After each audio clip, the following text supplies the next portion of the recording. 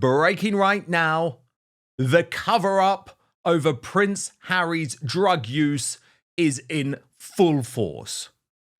The US administration, even under Donald Trump, doesn't want to cause any issues for King Charles and Prince William, but what it means is that Harry's drug use is again hidden from public view. I mean, let me show you, because quite literally hidden. The immigration documents, which were released to great fanfare yesterday, are simply full of redaction after redaction, meaning we have no idea whether Prince Harry lied on these documents.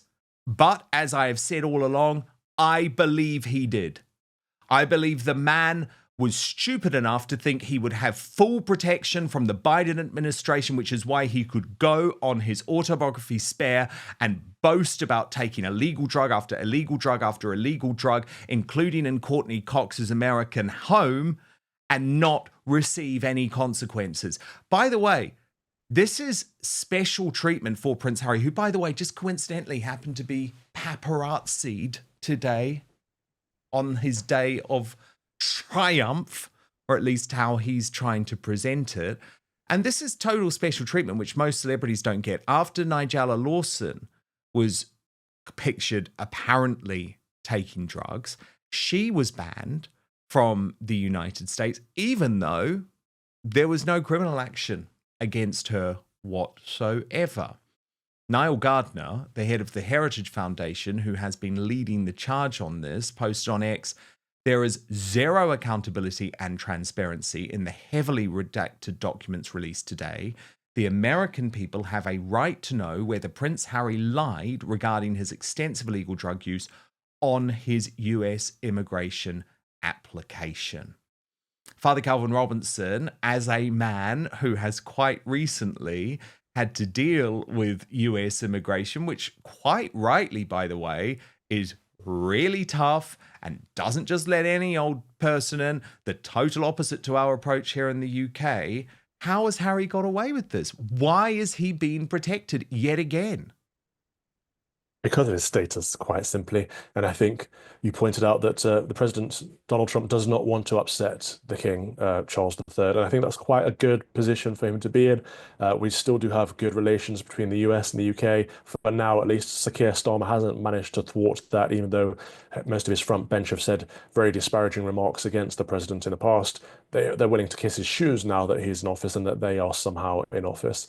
But yeah, I don't think the president wants to rock the boat on that situation. I don't think we'll find out whether Prince Harry lied or didn't lie, but we will constantly be speculating about this. If he did lie, even then, I don't know if he'd be deported.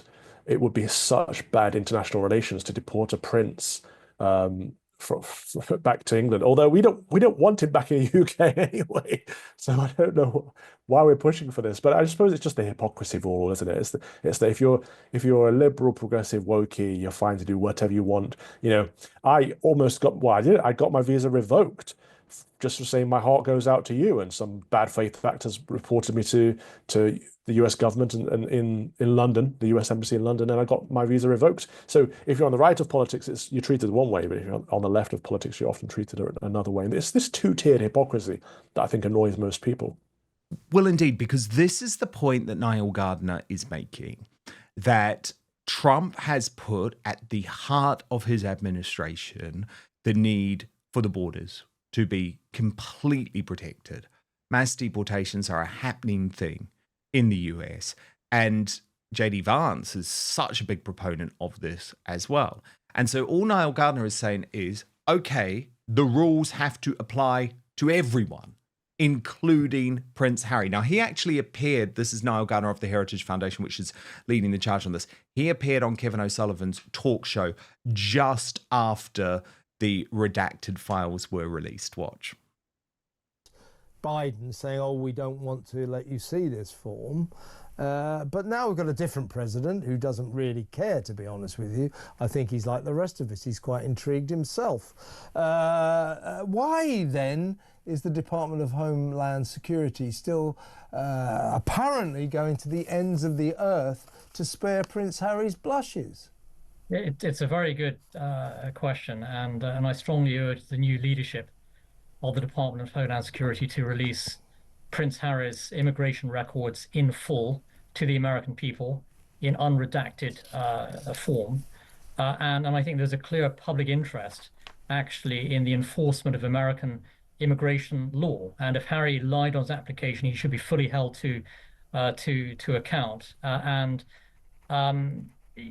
do think that we need to see the new U.S. administration really fundamentally reject the approach taken by the Biden administration. The Biden administration went to incredible lengths to prevent the release of these records.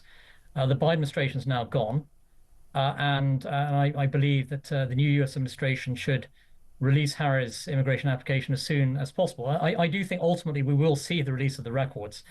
It's just a matter of time. And these latest documents were only released, of course, by the Department. Interesting that Niall Gunner, he's a really good man, by the way. He's doing great work here. Huge respect for him. Interesting, he still holds hope. And what's clear is that the Heritage Foundation aren't just prepared to back away and say this is a victory to Prince Harry. They're going to keep going with this. But first, the reason you're watching this show is that it's becoming increasingly difficult to trust mainstream media or the so-called fact checkers who claim to determine which facts are true. And there's good reason for that, given the debate over free speech, the controversy surrounding Brexit, and how Trump and other politicians challenging the status quo are portrayed. But I have the solution for you. It's called Ground News, and it's the best way to stay informed and cut through media bias and narratives so you can get the facts for yourself. Go to ground.news/outspoken to check it out. But I want to show you this incredible website in action before I reveal a massive discount.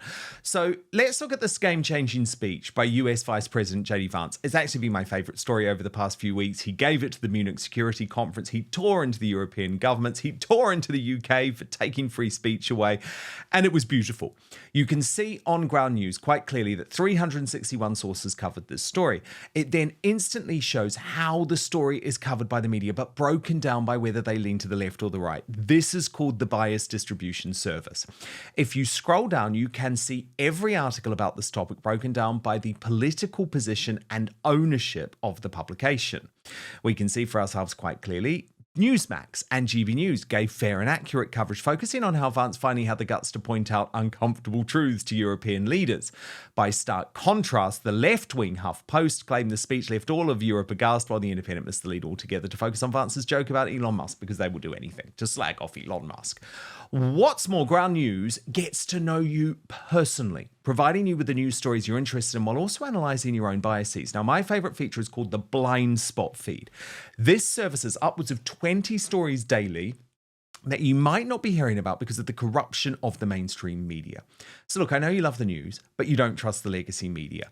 Ground News gives you the tools to understand the truth about what is really going on in the world. It is the only way I read the news, allowing you to see through media bias and manipulative narratives. It's so good. So go to ground.news/outspoken to check it out. Subscribe through my link today for 40% off the Vantage plan, which is what I use for unlimited access.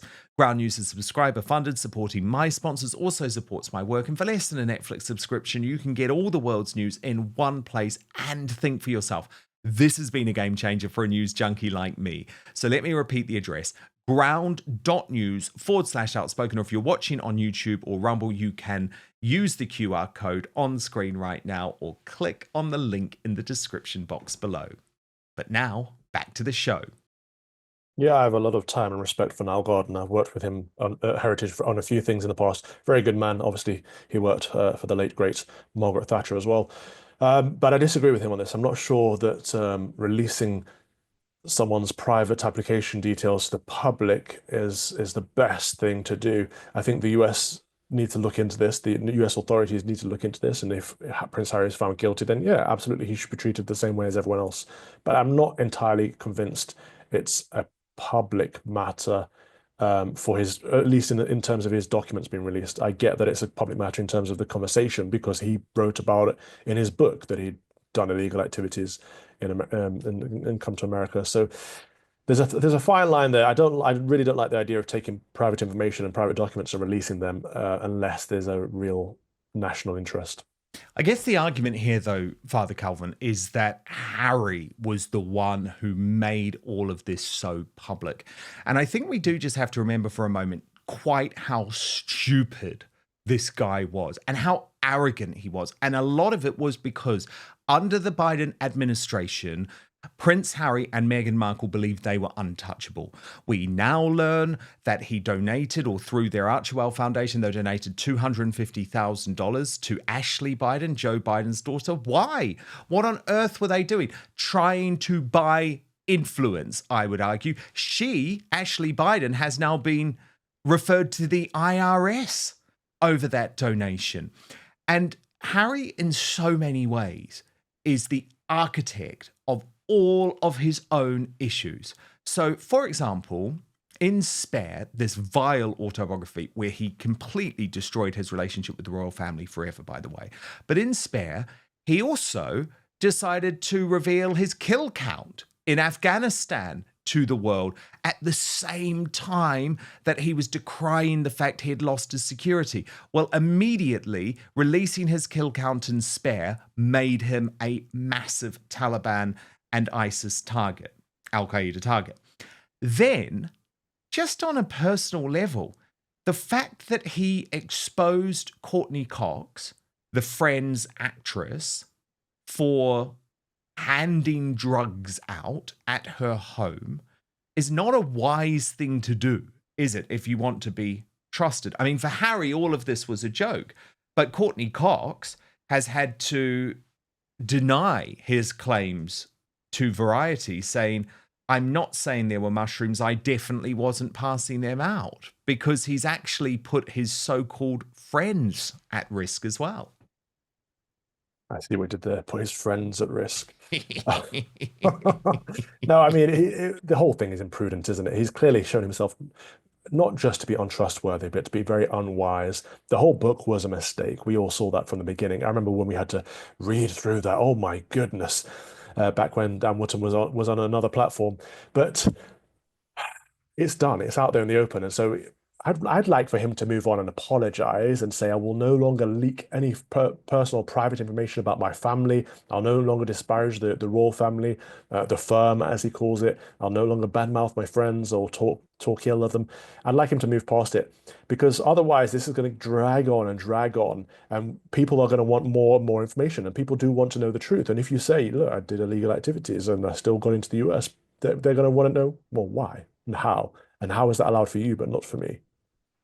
But Father Calvin, what is the path for Prince Harry now? I mean, I know obviously you're a religious man, you're a man who believes in redemption, but this is a guy who destroyed the final months and years on earth of the late Queen Elizabeth II and Prince Philip. That is something that on a personal level I find unforgivable, and I believe most British people now find that unforgivable too.